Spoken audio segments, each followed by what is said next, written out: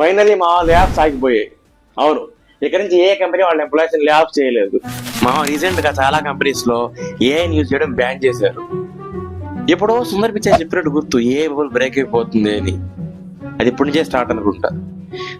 Recent గా కొన్ని companies మనం ఏఐతో పని చేయించుకోవడం కంటే మనుషులను హైర్ చేసుకుని వాళ్ళతో పని చేసుకోవడం ఈజీ అని డిసైడ్ అయ్యి, జనరల్ గా ఏ ఆర్గనైజేషన్ అయినా సరే ఏ సబ్స్క్రిప్షన్ తీసుకోవాలంటే వాళ్ళ ఎంప్లాయీస్ అందరికీ కలిపి ఎంటర్ప్రైజ్ లెవెల్లో తీసుకుంటారు. అయితే పాస్ట్ 2 years కంటే ఎయిర్ బిల్లింగ్ చాలా ఎక్కువ ఉంది.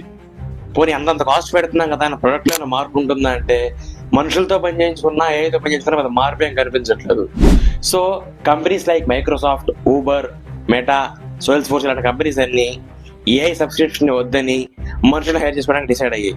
ఇంకో పక్క ఏఐ కంపెనీస్ ఏమో మాకు చిప్ మేకింగ్ కి, కూలింగ్ కి, డేటా సెంటర్స్ కి చాలా ఖర్చు అవుతుంది. ఓవరాల్ గా కంపెనీస్ కి ప్రాఫిట్ లేదు, ఏఐ సర్వీసెస్ ప్రొవైడ్ చేసే వాళ్ళకి ప్రాఫిట్ లేదు.